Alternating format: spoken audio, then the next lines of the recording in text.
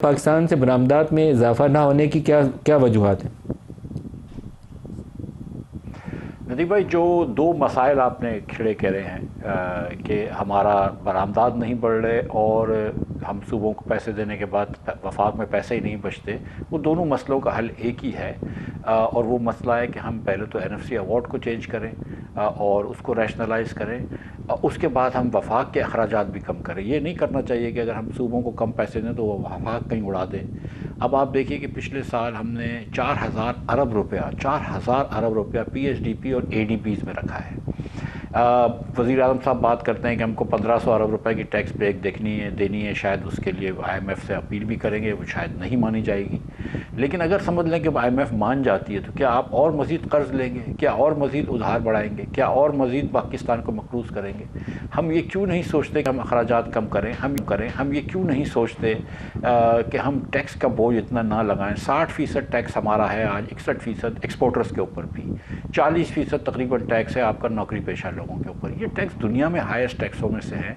और जैसे गौहर एजाज साहब आपसे बात करेंगे, और कब से करते आ रहे हैं, सालों से बेचारे करते आ रहे हैं कि यार आप इतनी बिजली महंगी हो, इतनी गैस महंगी हो कि हर कंपीटिंग मुल्क गैस महंगी हो आपकी, चाहे वो वियतनाम हो, थाईलैंड हो, हिंदुस्तान, नेपाल, श्रीलंका वगैरह हो, या अफ्रीका के ममालिक हों। अगर आप सबसे महंगी बिजली और गैस देंगे तो आप कैसे दुनिया में कम्पीट कर सकेंगे? तो मसला जो है वो ये है कि आपको ये वाले अखराजात हुकूमत के कम करने, एडीबी वगैरह के, जो आपने जो बेसिकली अभी देखें ना, 43 अरब रुपया आपने एमएनएस को दिया, हुकूमती पार्टियों के हर एमएनए को 25-25 करोड़ रुपया आपने दे दिया ताकि वो अपने इलाके में जो भी कर सके।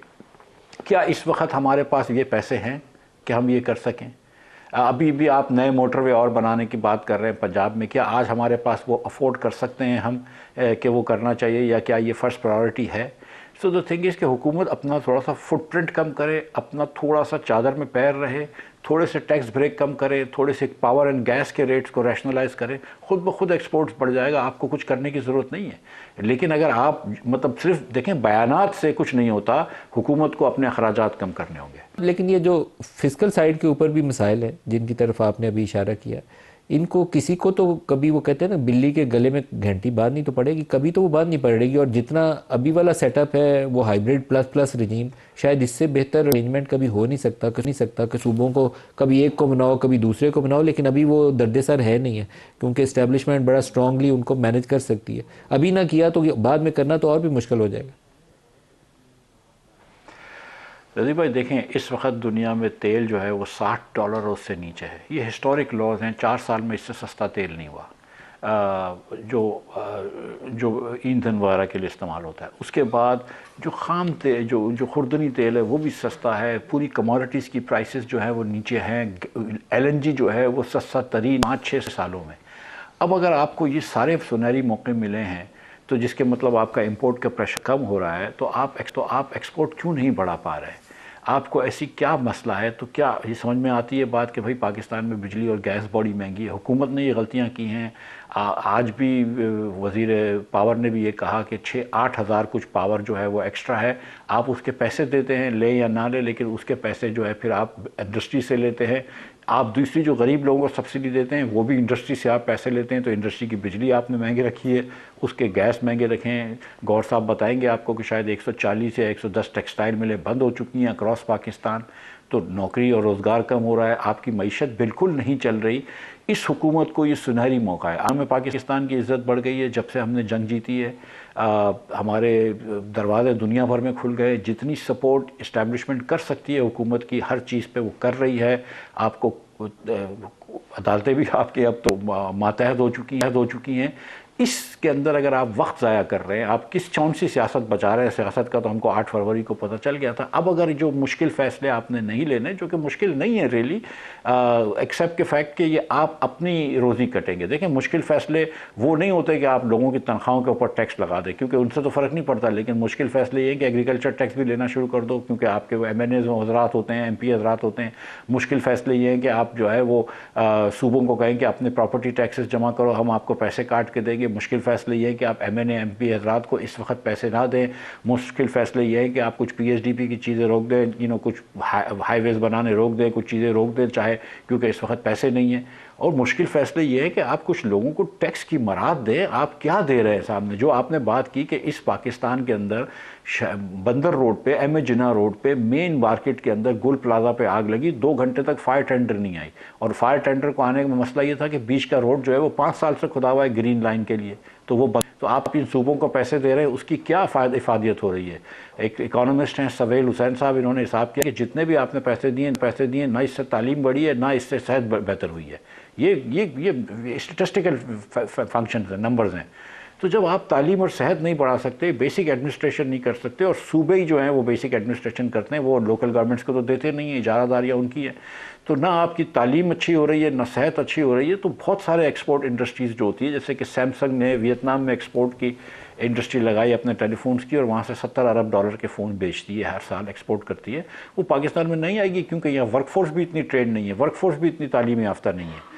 तो आपने पूरी होलिस्टिक चीज़ें देखनी है। लेकिन जब बिजली और गैस आपकी महंगी हो, आपका इस महीने दिसंबर के अंदर 20% एक्सपोर्ट कम था, दरमियान में ट्रांसपोर्ट की स्ट्राइक हो गई, आपकी निटवेयर की एक्सपोर्ट कम हो गई, आपकी होम टेक्सटाइल की एक्सपोर्ट कम हो गई, आपकी अदर मैन्युफैक्चरर्स की एक्सपोर्ट कम हो गई। तो आप तो हर जगह से पाकिस्तान को ले आए। फिर उसके बाद क्योंकि चीनी की मिलें जो है वो से इस मसले के ऊपर मार पीट रही है। मिफ्ताह साहब, जो ये इंडस्ट्री के साथ क्रॉस सब्सिडी वाला इशू है, इसके ऊपर कुछ आउट ऑफ द बॉक्स इन्हें सोचना पड़ेगा। हमारे पास जो लाइफ लाइन यूज़र्स हैं उनको सारों को या तो सोलर पे हुकूमत शिफ्ट कर दे। BISP वालों को 750 अरब देते हैं, उस 750 अरब वाले BISP के सिर्फ रेसिपेंट्स को अलाउ कर दें, बाकियों को वैसे ही बैन कर दें। वो जो बेसिक इन्होंने कैटेगरी रखी हुई है, तो उससे भी सब्सिडी कम हो जाएगी। आपको कुछ इस तरह के क्रिएटिव सोल्यूशन सोचने पड़ेंगे, अदरवाइज़ कोई हल नहीं है। सोलर उन सारों को दे दें और उनका वो लाइफ लाइन यूज़र वाला स्टेटस ख़त्म कर दें। नहीं, देखिए नदीम भाई, जो असल मसला है ना वो इस तरह है कि हम उसी तरीके से बिजली बेच रहे हैं आज जिस तरह हम 2012 में बेच रहे थे या 2014 में बेच रहे थे, कि जब हमारी बिजली की शॉर्टेज थी। तो आप ये कहते थे कि 100 यूनिट ले रहे हो तो ₹4 का बिल है, और अगर 101वां यूनिट लिया तो न सिर्फ आपको ₹7 इस वाले यूनिट पे पड़ेंगे, लेकिन सारे के सारे यूनिट पे ₹7 पड़ेंगे। तो अगला वाला जो यूनिट है वो ₹300 का हो जाता है। इसी तरह 200 यूनिट वाले को आपने कहा कि 200 से ज़्यादा लोगे तो बहुत ज़्यादा बिजली का रेट लगेगा, तो हम डिस्करेज करते हैं। इसीलिए पाकिस्तान में बिजली पर कैपिटा जो है वो बांग्लादेश से भी कम इस्तेमाल होती है और हिंदुस्तान से भी कम इस्तेमाल होती है। हमको एक तो ये है कि उसके बाद ये हुआ कि क्योंकि आपने 200 यूनिट तक बहुत ज़्यादा सब्सिडी दी है, तो बहुत सारे लोग जो है वो सोलर लगा के अपने जो बिजली का यूनिट है वो 200 में कर लिया है। अच्छा, जो गरीब लोग हैं या मुतवासित तबके से ताल्लुक़ रखते हैं, उनको आप देख लीजिए कि जो 200 यूनिट इस्तेमाल करते हैं, कि घर में इस्त्रियाँ नहीं कर रहे होते वो, कि यार इस्त्री करेंगे तो 200 के ऊपर चले जाएंगे तो हम अफोर्ड नहीं कर सकेंगे, तो बाहर से इस्त्री करवा लेते हैं अपना। मैं जानता हूँ अपने हलकों में कि जहाँ पे लोग फ्रिजेस जो हैं वो पूरे 24 घंटे नहीं चलाते, 8-10 घंटे फ्रिज बंद कर देते हैं, तो उनको भी तकलीफ़ होती है। आप थोड़ा सा बिजली की कीमत को रैशनलाइज़ करें और उसको पूरी तरीके से कर दें। बिस के जहाँ तक है, आप 700 की जगह आप 1400 अरब रुपये दे दें, लेकिन वो सूबे के अखराजात हैं। लेकिन आप प्राइसेस को डिस्टॉर्ट ना करें, फिर किसी को भी वेरिएबल कॉस्ट से कम पे ना बेचें। लेकिन अगर हुकूमत को सब्सिडी देनी है गरीब लोगों को तो बड़ा ज़रूर दे, लेकिन आप इंडस्ट्रीज़ को ज़बरदस्ती करके आप सब्सिडी नहीं दिलवा सकते। होता ये नतीजा ये होता है कि आपके इंडस्ट्री के जो लोग हैं वो अमूमन आपके बेस्ट कस्टमर्स होते हैं, जो कि 29 तारीख को बिल भर देते हैं। अब उन्होंने क्या किया कि जब इन्होंने गैस महंगी कर दी फॉर इंस्टेंस, तो इनकी ये सोच थी कि हम गैस बहुत महंगी कर देंगे, और गैस $4500 की कर दी, $15 की गैस कर दी जो आप $7-8 में ले रहे हैं, और इनकी ये सोच थी कि लोग बिजली पे आ जाएंगे। कोई बिजली पे नहीं आया, क्योंकि इस वक्त जो है आपको अगर सिंध के अंदर मिसाल के तौर पर, क्योंकि यहाँ पे विंड पावर थोड़ा सा ज़्यादा है, तो अगर आप विंड टर्बाइंस लगाते हैं तो आपको 12-13 रुपए की बिजली पड़ती है, डिपेंडिंग ऑन किस एरिया में है। 14 रुपए की पड़ती है। अगर आप सोलर लगाते हैं तो आपको 15-17 रुपए की पड़ती है पूरे पाकिस्तान में। अगर आप बायोमास पे लगाते हैं तो बिजली 25 रुपए की पड़ती है। तो गौर एजाज साहब तो एप्टमा के सारे लोगों को जानते हैं, इनके जितने भी मेम्बरान हैं वो कुछ ना कुछ कोई ना कहीं से बिजली ले रहे हैं। सब ने सोलर लगाई हुई है, पंजाब में, सिंध में, हर जगह पे सब ने बायोमास का इंतज़ाम करा हुआ है। कोई विंड टर्बाइन्स बहुत सारे लगा रहे हैं। सो द थिंग इज़ कि अब जो आपकी अगर ये खाम खाली है कि लोग 45 रुपए में मोनोपोली रेट पे आपसे बिजली खरीदेंगे, आपने महंगी बिजली ज़रूर डाली है, बिल्कुल। आपने इनकी एक्सटर्नल फाइनेंसिंग की आपने फीजिबिलिटी नहीं की थी कि यार एक साथ इतने सारे बिजली घर आ जाएंगे तो क्या हमारे पास इतने डॉलर होंगे। ये सारी बातें दुरुस्त है, लेकिन अब लोग नहीं खरीद सकते, क्योंकि न सिर्फ आप 18 रुपए की बिजली खुद बना सकते हैं, लेकिन वियतनाम वाला भी 18 रुपए की बिजली बना सकता है, चीन वाला भी 18 रुपए की बिजली बना सकता है, और वहाँ पे तो सोलर को इनकरेज किया जाता है। और जो दूसरी बात गौर साहब ने की है, मिफ्ता साहब, लेकिन जब क्या आप ये नहीं किया devalue जा करते सकता हैं कि मिसाल जिन के घरों के अंदर सोलर यूनिट लग चुके हैं, क्योंकि ये भी एक हुकूमत ने एक आजकल नया तूफान खड़ा किया हुआ है, सोलर को डिस्करेज नहीं करना चाहिए, उससे बहुत ज़्यादा फायदा है पाकिस्तान को लॉन्ग टर्म में। तो जिन घरों में सोलर लग गया है उनको वो लाइफ लाइन वाली कैटेगरी से निकाल दें, वो जो 100-200 यूनिट वाला रेट होता है वो ख़त्म कर दें, उनको नॉर्मल टैरिफ पे ले जाएं। वो तो जाहिर है ये करना सर, मैं 1990 की 90 या 92 में मैं श्रीलंका गया ना, तो उधर कंप्यूटर के ऊपर इन्होंने बैन लगाया हुआ था। श्रीलंका में कंप्यूटर बड़े महंगे थे, कंप्यूटर को इजाज़त नहीं दे रहे थे कि टाइपिस्टों की नौकरी ख़त्म हो जाएगी। इस सदी जब शुरू हुई थी पिछली, तो जब गाड़ियाँ आना शुरू हुई तो लोग बोलेंगे यार घोड़े गाड़े वालों की नौकरियों का क्या होगा। ये अमेरिका की बात कर रहा हूँ। सो मतलब थिंग इज़ कि अब दुनिया में टेक्नोलॉजी आ गई है। 18 रुपए की तो हर इंडस्ट्रियलिस्ट पंजाब के अंदर, सिंध के अंदर बिजली बना सकता है। तो आप उसको कह रहे हैं कि नहीं, जब तुम बिजली लोगे मुझसे तो मैं 45 रुपए की दूंगा। अब चक्कर ये कि बैटरी आ गई है, अब ये बैटरी में अपनी स्टोरेज कर लेता है, वो भी 2-3 रुपए का खर्चा आता है। तो ये तो द थिंग इज़ कि we have to really rethink this कि हम किस तरह बिजली बेच रहे हैं। और जो नुकसान हो रहा है, 1000 अरब रुपया तो पिछले साल हमने नुकसान दिया है। तो आप 1800 अरब रुपए तो सिर्फ कैपिटल कॉस्ट है, वो कॉस्ट थी, कैपेसिटी कॉस्ट अब मेरे ख्याल से 1600-1700 अरब रुपए की रह गई है। तो आप 1000 अरब का नुकसान कर रहे हैं, तो 1700 अरब का नुकसान कर लें और उसके बाद सबको वेरिएबल कॉस्ट पे बेचें। देखें आपकी कैसी धड़ाधड़ इंडस्ट्री चलती है। फिर कभी आपको ये आके मीटिंग नहीं करनी पड़ेगी। जी देखिए जी, मैं एनएफसी के आने से पहले एक दो बातों की मैं थोड़ी सी वो क्लैरिफाई करना चाहता हूँ कि देखें, ये जो गौर साहब की बात थी एकदम दुरुस्त थी कि डिवैल्यू करने से एक्सपोर्ट नहीं बढ़ रही और नहीं बढ़ती। उसकी वजह यह कि डिवैल्यू करने से सिर्फ दो इंडस्ट्री को दो फ़ायदे होते हैं। एक फ़ायदा ये होता है कि जो तनख्वाहें होती हैं, अगर किसी को 15,000 या 50,000 रुपये तनख्वाह दे रहा है तो वो उसके जो डॉलर की वैल्यू है कम हो जाती है, तो वो उसको फ़ायदा होता है। और दूसरा है कि उसके जो लोन्स होते हैं उसकी डॉलर की वैल्यू कम हो जाती है। लेकिन जब आप लोगों को तनख्वाहें कम कर रहे हैं तो उसका हाल ये होता है डिवैल्यू करने के बाद कि महंगाई बढ़ जाती है और उनकी तनख्वाहें जो है वो कहीं नहीं पहुंचती। इसीलिए आज जो है वो 25% पाकिस्तानी घराने, ये हुकूमत के नंबर्स हैं, आर फूड इनसिक्योर। पहले 6 साल पहले 16% थे, आज 25% हैं। इसीलिए आज पिछले 6 साल के मुकाबले में 12.2% रियल इनकम कम हो गई है। इसीलिए जो गरीब तरीन पाकिस्तानी हैं 20%, उनकी तनख्वाहें जो भी हों, उनकी जो रियल आमदन है, परचेसिंग पावर है, वो 20-21% कम हो गई है। तो हमको डिवैल्यू इस तरह नहीं करना चाहिए कि जिसकी वजह से गरीब लोग जो है वो फंस जाएं।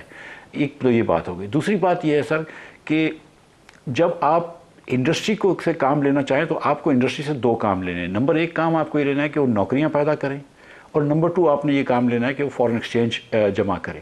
अब ये इंडस्ट्री का काम ये नहीं है कि आपने क्रॉस सब्सिडी करनी है। क्रॉस सब्सिडी बिल्कुल करें अगर आप समझते हैं कि ये करना चाहिए, लेकिन फिर क्रॉस सब्सिडी हुकूमत अपनी फंडिंग से करे।